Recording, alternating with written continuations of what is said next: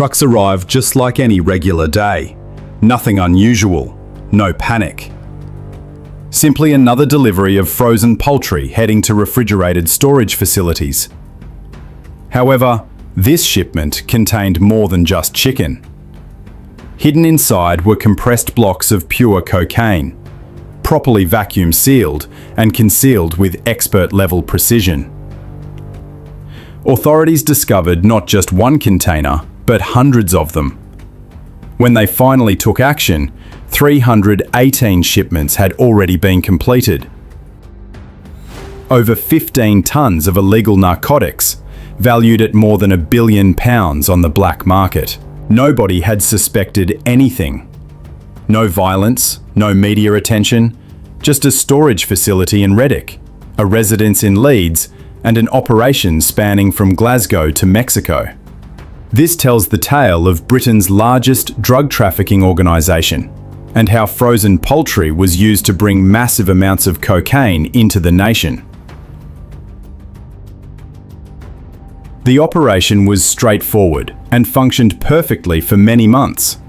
From March through December 2022, a logistics firm from the Netherlands completed 34 shipments to a storage unit in Reddic, Warwickshire. Every delivery contained frozen poultry in commercial containers. Documentation appeared legitimate. The transportation path was standard, and border control approved them without issues. However, every shipment concealed something dangerous. Beneath the refrigerated packaging, hidden under meat layers, sat industrial cocaine blocks, sealed tightly, organised, and prepared for distribution. Authorities later verified the massive scale. 318 pallets delivered altogether. Roughly 50 kilograms of illegal narcotics hidden in each one, that totaled 15.9 tons of cocaine, valued at £1.59 billion on the streets. There were no hidden compartments or special smuggling modifications, no complex concealment techniques. The approach was direct and basic. Blocks hidden within food containers transported openly. A supply system disguised behind a product nobody questioned. Meanwhile, the Dutch transporters remained completely unaware of their cargo. Their trucks were rented, their documents verified. It served as an ideal cover, appearing legitimate externally, while carrying deadly contents internally. When the containers arrived at the Reddic storage facility, preparation began for the following stage, which we'll discuss shortly. Following cocaine extraction, the poultry remained behind. This wasn't a single successful operation. It was a polished importing technique expanded and executed repeatedly over 9 months. However, Reddic served more than just a receiving location. It represented the operation's initial tier. What took place inside that facility would influence everything afterward. From an external view, it resembled any typical industrial building. No signs, no sounds, just another structure on a quiet Reddic commercial estate. However, internally, it functioned as the center of a £1 billion drug operation. This location processed cocaine deliveries, which were unpacked, repackaged, and redistributed throughout UK streets. Authorities later identified it as the processing facility, where frozen food deliveries transformed into illegal drug shipments. When officers entered, they discovered Tabrez Hussein handling a forklift, surrounded by poultry pallets. His responsibility wasn't transportation, it was conversion. Systematically, containers were opened, cocaine blocks extracted, repackaged into holdalls, then loaded into vehicles. On the 15th of December 2022, police observation recorded a van departing the facility that sealed the fate of this UK drug organisation, though we'll cover that later in the video. The Reddic building had no sophisticated security, no advanced technology setup, yet its effectiveness spoke volumes. This wasn't amateur work. The organization utilized industrial storage premises to mask an industrial-scale crime, transforming food shipments into cocaine distribution routes with brutal efficiency. It operated quickly, systematically, and quietly, all managed by someone 120 miles away in Leeds. He wasn't present at the facility. He didn't have to be. Stephen Rayner, 31, controlled the operation from Leeds, over 2 hours north of Reddic. He didn't handle the narcotics, he didn't operate the vehicles. His function was management. Authorities identified him as a reliable lieutenant inside the UK distribution network. His identity never showed up on documentation. He utilized encrypted communication devices, maintained a low profile, and relocated between sites as shipments continued. However, when investigators assembled the proof, everything pointed toward him. Rayner's connection to the cartel wasn't accidental. Communications and captured information identified him as the primary UK representative for a coordinator known simply as Fendi, a suspected pseudonym connected to Mexico's Nueva Generation cartel. Rayner's function was implementation, accepting and distributing illegal cocaine countrywide. He supervised couriers, arranged financial transfers, and issued directives on how and when products should be transported. He maintained his inner circle compact, relatives and reliable associates, secure locations, simply a regulated framework created to reduce exposure. However, the magnitude of his oversight was far from modest. Investigators retrieved comprehensive dealer records and financial transactions traced to him. Fingerprints on paperwork, packaging linked to his supply points, and communication records connecting him directly to the Reddic location. Even following the facility raid, Rayner attempted to maintain operations. Observation revealed he contacted couriers in different cities. Evidence suggested he planned to restart supply using an alternative path, but by that time the network had already collapsed. On the exterior, it appeared as a typical semi-detached residence on Flaxton Street, Beeston. However, internally, it functioned as a processing and repackaging centre for illegal narcotics, operated by Stephen Rayner's sister and her boyfriend. Shireen Rayner, 30, and Liam Harrington, 39, converted their residence into a processing location. Not in hidden areas, in the bedroom.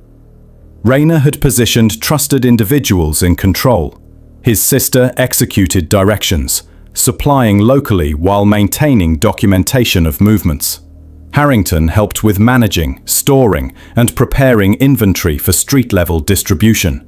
The surrounding residents had no knowledge, no indicators of dealing, no frequent visitors. However, behind private walls, millions of pounds worth of narcotics were being handled, within short distance of neighbourhood schools and residential homes. West Yorkshire investigators were already tracking suspicious encrypted traffic connected to a significant illegal network, with patterns of extensive encrypted messages and mentions of valuable shipments. When they raided the location on the 10th of September 2022, what they found beyond the entrance was shocking. Inside sat 132 kilograms of cocaine and 35 kilograms of crystal meth, arranged in blocks, carefully organized, with the street value of approximately 19 million. Alongside this were equipment too, like measuring devices, protective gloves, and sealing tools, dealer records with amounts marked beside initials. Subsequently, police discovered fingerprints from both occupants and from Stephen Rayner on the wrapping and papers. It represented a critical moment in the probe. The flats inventory didn't just verify large-scale distribution. They connected the Reddic facility directly to Rayner's trusted network. The residence on Flaxton Street had functioned as a frontline position in the nation's biggest drug organisation. and nobody walking past had suspected anything. It was a ground-level apartment in the Crescent, Ravensthorpe, positioned among rows of peaceful residences. However, the entrance had been blocked shut. The apartment belonged to Megan Bouden, 23. She wasn't the coordinator, but she was reliable enough to store the product. Her boyfriend, Brandon Mann, had been utilizing the apartment as a storage and preparation location.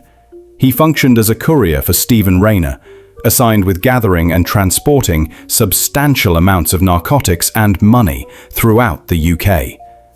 Bouden permitted him to use her residence freely.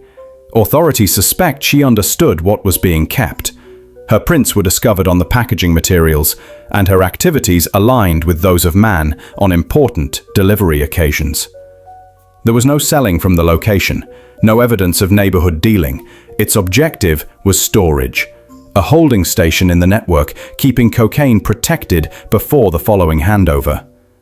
When investigators forced entrance on October 10, 2022, they discovered a storage operation in complete function. Holdalls, plastic containers, cabinets, all filled with cocaine. Altogether, 58 kilos were confiscated. Street value, £5.8 million. The apartment itself was minimal. No personal items, just necessities and narcotics.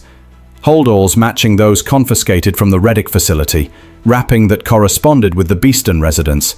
Even the labeling was identical. The operation on Dewsbury represented the following component connecting: a direct continuation of what started in Beeston, and an essential phase in destroying one of Britain's largest drug operations. This uniformity provided authorities what they required. The Dewsbury apartment linked Rayner's distribution path from the Reddic facility completely through to neighborhood activity and regional transfer locations. From an external perspective, the Crescent appeared like any typical street. However, beyond one entrance, millions in cocaine sat wrapped and ready. Just another station in the framework. That significant link brought authorities nearer to the origin, the facility in Reddic, where every delivery was unwrapped and rewrapped. They didn't sell or package the product, but without them, nothing transported. Stephen Gibson, 41, and Darren Hunter, 30, both from Glasgow, served as a connection between Reddic and the remaining country. Their function was straightforward: move cocaine, hundreds of kilos, south to north, then transferred to the following point in the network. They weren't showy. Their vehicles were ordinary, just regular vans. No identifications, no special modifications. But police observation had been monitoring. Following the initial two significant operations in Beeston and Dewsbury Flat, investigators stepped back, observed, and followed activities. What had appeared like a neighborhood storage started to expose links much broader. Observation units followed vans departing the Reddic facility, registration numbers documented, transport times noted. Investigators tracked locations in Leeds, Dewsbury, and Glasgow. Every site indicated another, and each transfer was constructing the picture. Encrypted communication devices were essential. Rayner and his unit utilized EncroChat-style devices. No voice calls, no identities, just silent communications. However, by late 2022, detectives had decoded sufficient traffic to connect pseudonyms to actual identities.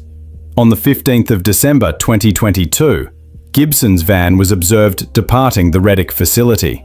Inside sat 3 large holdalls, recently prepared. He traveled north, pausing to connect with Hunter at a remote spot. Holdalls were transferred from van to vehicle directly into Hunter's Toyota Corolla boot. It was seamless, rehearsed, and not the initial occurrence. But this occasion, both individuals were stopped. Gibson's van was intercepted. Inside, they discovered 75 kilos of cocaine, with a street value of $7.5 million. Moments afterward, Hunter was detained on the M6, another 40 kilos confiscated. Together, the seizure totaled 115 kilos of illegal narcotics in one transport. Additional examination revealed Gibson had completed at least 10 journeys, frequently alone, transporting substantial amounts to and from Scotland. The narcotics were never kept at his location. His responsibility was transportation, dependable, consistent, and discreet. Hunter fulfilled a supporting function, utilized for exchanges and continued movement. Authorities suspected the two were section of a broader organization, connecting the Scottish portion of the business with Rayner's central framework. Neither had prior records for narcotics. Neither were familiar to authorities before. But both were now detained, with obvious intent to distribute. The network had depended on discretion, ordinary vehicles, unremarkable individuals, and routes that seldom triggered concerns. Until that occasion. Before the paths, and before the operations, one question remained critical. Where was this constant supply originating from? It started thousands of miles distant, prepared by one of the planet's most brutal drug cartels. Inside the containers confiscated from Leeds, Reddic, and Dewsbury, authorities discovered more than just narcotics. There were indicators, stamps, codes, and a single identity that showed up repeatedly. Nueva Generation. The Jalisco Cartel Nueva Generation, CJNG, is recognized globally for its dominance of cocaine distribution routes from South and Central America into Europe. This situation represented one of the most evident UK connections ever exposed. Stephen Rayner's encrypted messages mentioned a figure named Fendi, suspected to be his supply contact.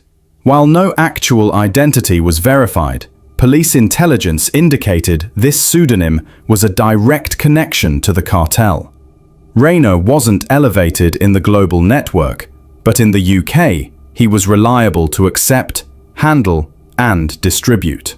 His responsibility was to maintain the distribution line functioning. The frozen poultry technique wasn't his creation, but it was the channel he was assigned with managing. None of the organization had visited Mexico. None were flashy or recognized on international trafficking records, but they were reliable, systematic, and discreet. That's why they were selected. Every kilo was section of a bigger shipment, transported from Europe, directed through the Midlands, and transferred from vehicle to vehicle until it reached sellers in cities throughout England and Scotland. The existence of cartel markings was beyond identification. It was a signal, a symbol of control that guaranteed loyalty through intimidation.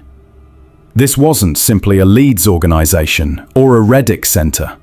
It was a UK division of a much larger framework, one established overseas, managed through encrypted devices, and concealed in commercial trucks. And for 9 months, it operated without disruption. By late 2022, the complete situation was almost finished. From Leeds to Dewsbury, Glasgow to Reddic, observation units had mapped the paths, monitored the exchanges, and tracked the handlers. Detectives didn't just track activities. They disrupted every significant channel of the operation. A secured bedroom in Leeds, a blocked apartment in Dewsbury, a vehicle intercepted on the highway. Every site contributed evidence to the investigation. Confirmation that this wasn't speculation. It was operational. It was organized. And it was still transporting tons of illegal narcotics throughout the nation. However, the objective wasn't simply to confiscate narcotics. It was to destroy the framework. Investigators waited, allowed the operation to continue on the identical day. 15th of December 2022, authorities entered the building and discovered precisely what they'd been anticipating. Pallets of frozen poultry, containers partially stripped, holdalls prepared and positioned near the exit doors, a forklift still operating. Tabrez Hussein was detained mid-operation. By that moment, the transporters were already in detention. The storage locations had been secured. The neighborhood handlers identified. All that remained was to dismantle the operation at its foundation. In the subsequent weeks, investigators executed detentions throughout multiple cities. Locations were examined. Communication devices confiscated. The organization's encrypted communications, previously hidden, was now proof. Altogether, 8 individuals were prosecuted. Over £1.5 billion worth of cocaine had moved through their control. The framework they assisted operating was discreet, productive, and extremely effective. However, now it is finished. 10th of November 2023, at Sheffield Crown Court, 8 participants of the operation appeared to receive sentencing. The prosecution presented the investigation incomplete, one of the biggest ever conducted in the UK for illegal narcotics importation. They explained how this criminal organization was constructed, but underneath it, they stated, was a distribution line that transported over 15 tons of cocaine into the nation. Prosecution displayed each piece of proof to strengthen their argument. The CPS stated the organization were driven solely by financial gain, describing the conspiracy one of commercial magnitude and brutal productivity. Mentions were made to the 3 vital seizures: the £19 million confiscation at the Beeston residence, the 5.8 million stockpile in Dewsbury, and the 115 kilos confiscated from vehicles on the M6. Most of the accused provided no argument beyond early guilty admissions. Some referenced personal situations, absence of previous records, or restricted functions. But the magnitude of the operation provided minimal opportunity for leniency. The judge described it one of the most organized and threatening drug conspiracies the court had witnessed. He stated the damage created by the enormous amount of cocaine moved through this operation could not be exaggerated. Punishments, he stated, must demonstrate not just the quantity of the product, but the harm inflicted. Stephen Rayner, 31, the coordinator, got the longest period, 20 years. The court learned how he managed the complete network from his location in Leeds. His sister, Shireen Rayner, was given 15 years for her function in controlling and handling inventory from their Beeston residence. Her boyfriend Liam Harrington got 3 years. Tabriz Hussain, detained inside the Reddic facility mid-operation, was imprisoned for 17 years, the second longest punishment in the organization. Brandon Mann, the transporter who assisted stockpiling narcotics in Dewsbury, was given 16 years. His girlfriend, Megan Boudin, who permitted the location to be utilized for storage, got 2 years. Stephen Gibson, stopped with 75 kilos in a vehicle, was sentenced to 12 years. Darren Hunter, discovered with 40 kilos in a different vehicle, was imprisoned for 6 years. This wasn't an organization detained in disorder. It was a network dismantled with accuracy. Every function identified, every connection prosecuted, and every participant connected to one of the biggest illegal narcotics operations ever conducted on British territory. From frozen poultry containers to the UK's largest drug organisation, now destroyed. However, with 117 years distributed, was that fairness, or just the beginning? Share your thoughts about the sentencing in the comments. For additional stories like this, subscribe and activate notifications.